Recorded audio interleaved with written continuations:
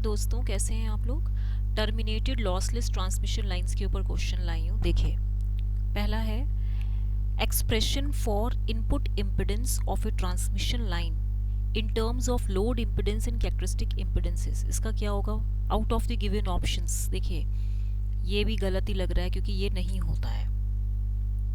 D option कहीं देखा है आपने, कहीं इस तरह से होता है। देखिए, इसका जो एक्सप्रेशन होता है z input is equal to z not of zl plus J z not tan beta l by z not plus J zl tan beta l। ये होता है input impedance of a transmission line in terms of zl and z not.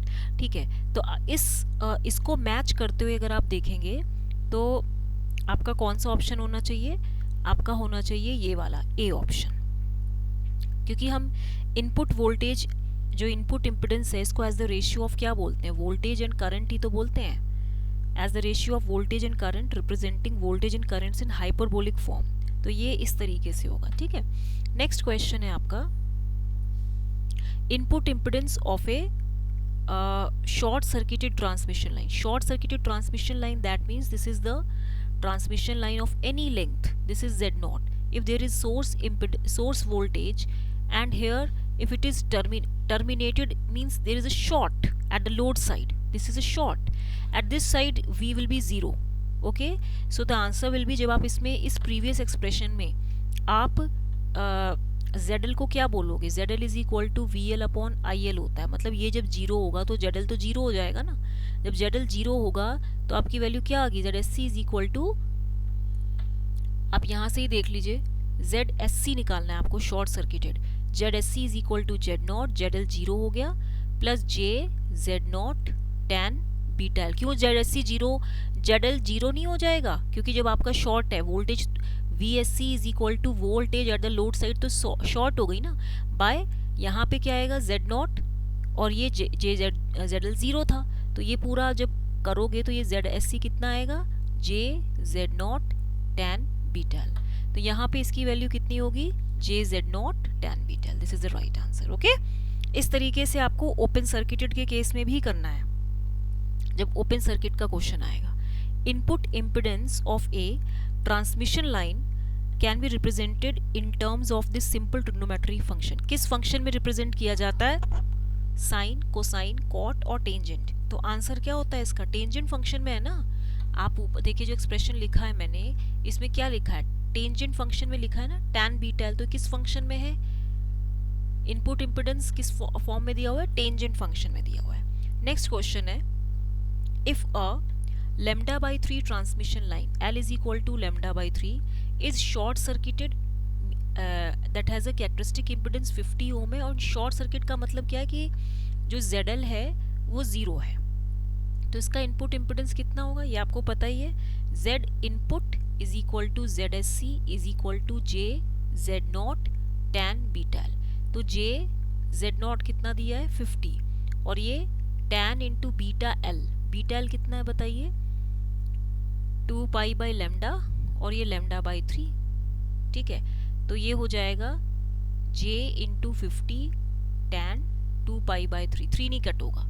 tan 2 pi by 3 is how much? It is 2 into 180 by 3, it is 120। तो आपका जो इसका पूरा answer आएगा वो क्या आना चाहिए? जब आप पूरा सॉल्व करेंगे तो इसका आंसर आएगा -J 86.6। ठीक है, इसको आप सॉल्व करेंगे। आप इसको या तो ऐसे लिख सकते हैं कि tan pi minus pi by 3, 3 pi minus pi is what? tan 2 pi by 3। तो tan 180 माइनस थीटा इज कितना होगा? ठीक है, ये आप मुझे बताएंगे करके और ये सॉल्व कीजिएगा। नेक्स्ट क्वेश्चन है, expression for input impedance of an open circuited transmission line. मैंने बताया था ZOC is equal to ZL कितना हो जाएगा? आपने पढ़ा VL upon IL। Open circuit का मतलब क्या होता है कि ZL tending to infinity and IL is zero. Open circuit मतलब करंट इज नॉट फ्लोइंग, तो ZL इन्फिनिटी होगा ना। तो ZSC is equal to minus J Z not caught beta L। ये फॉर्मूला होगा, तो आप उस एक्सप्रेशन में रखिए तो आपका आंसर निकल जाएगा। ठीक है, नेक्स्ट क्वेश्चन है 6th, Input impedance of a open circuited transmission line is represented using this trigonometric function. Open circuited के केस में कौन टेंजेंट फंक्शन होता है ना, तो यही होगा, ठीक है। क्योंकि ओपन सर्किट के केस में आपने पढ़ा है कि जो ZL होता है this is equal to what, it is infinity, ठीक है, क्योंकि करंट जो होता है वो जीरो होता है। नेक्स्ट क्वेश्चन देखिए, for a lambda by 2 transmission line L is equal to lambda by 2 if the Z0 of the line, Z0 आपका 50 ओम है एंड लोड इम्पिडेंस 100 ओम है, तो इसका इनपुट इम्पिडेंस कितना होगा ये तो आपको पता ही होगा, फॉर्मूले में रखिए Z input is equal to Z0 of ZL plus J Z0 tan beta L by Z0 plus J ZL tan beta L, ये फॉर्मूला है ना आपका। तो ये कह रहा है लेमडा बाई 2, पहले तो आप बीटा एल निकालिए, तो 2 pi by lambda into lambda by 2, तो कितना हो गया, पाई हो गया। अब यहाँ पे आप वैल्यू रखिए Z0 into ZL is how much 100 plus J 50 into 10 pi by ये वैल्यू कितनी हो गई 50 प्लस J 100 इंटू 10 पाई, ठीक है। अब जब ये पूरी वैल्यू आप सॉल्व करेंगे तो कितनी वैल्यू आएगी, देखिए Z0 की वैल्यू और कितनी थी आपकी, इट वाज अराउंड 50 ओम, तो ये आप लिख सकते हैं ना 50 ओम।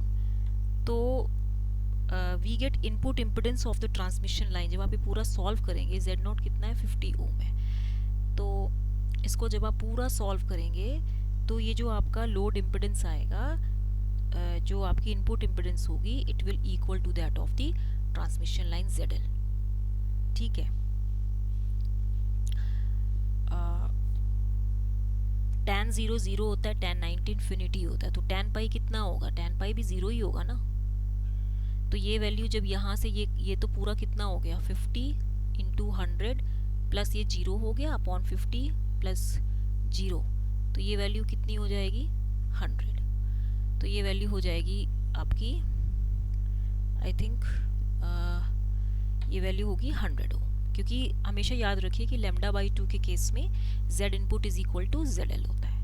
नेक्स्ट है 8th question, if a lambda by 3 transmission line L is equal to lambda by 3 है, ओपन सर्किटेड है, ओपन सर्किटेड के केस में ZL is tending to infinity, Z0 is 50, देखो ZOC is equal to minus J Z0 cot beta L, तो ये value minus J into 50 and cot 2 pi by lambda into lambda by 3, इसको पूरा आप solve कीजिए तो आपका आंसर आएगा 28.86 ओम,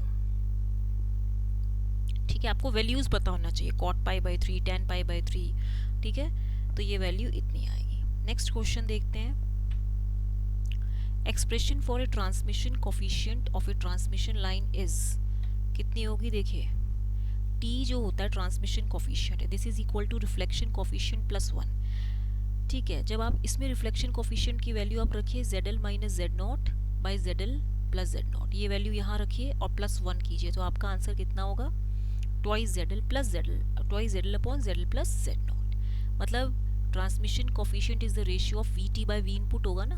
नेक्स्ट क्वेश्चन है 10th क्वेश्चन, रिफ्लेक्शन कोफिशिएंट 0.4 है ये, तो transmission coefficient is tau plus 1, 0.4 plus 1 तो ये 1.4 हो गया, तो 1.4 हो जाएगा, ठीक है।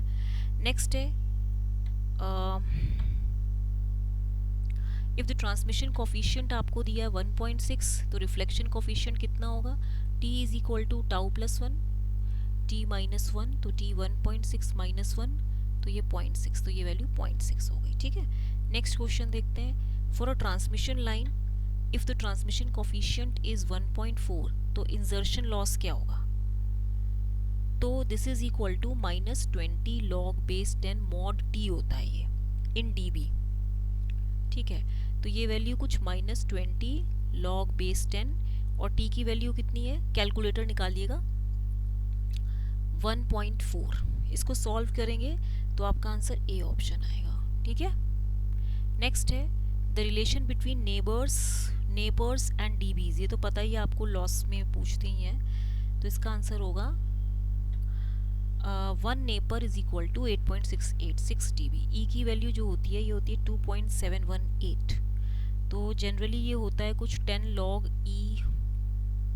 ठीक है, चलिए इसको छोड़ दीजिए, आप केवल आप यही फॉर्मूला याद कीजिए कि one neper is equal to 8.6863। आपका आज होमवर्क मैं दे देती हूँ, आप होमवर्क में मुझे बताइए ये सारा बीटा एल की वैल्यू आप एक बार L is equal to lambda by 2 रख के, L is equal to lambda by 3 रख के, L is equal to lambda by 4 रख के और L is equal to lambda by रख के आप जेड इनपुट निकालिए और उसको कंपेयर कीजिए कि एक बार वो जेड एल अगर शॉर्ट सर्किट हो जाता है एंड एक बार जेड एल ओपन सर्किट हो जाता है। तो ओपन सर्किट के केस में तो ये इन्फिनिटी हो जाएगा, शॉर्ट सर्किट के केस में 0 हो जाएगा।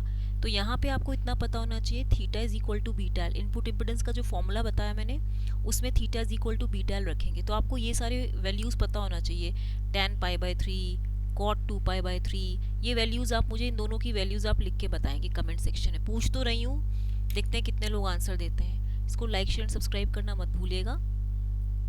Okay, till then good bye.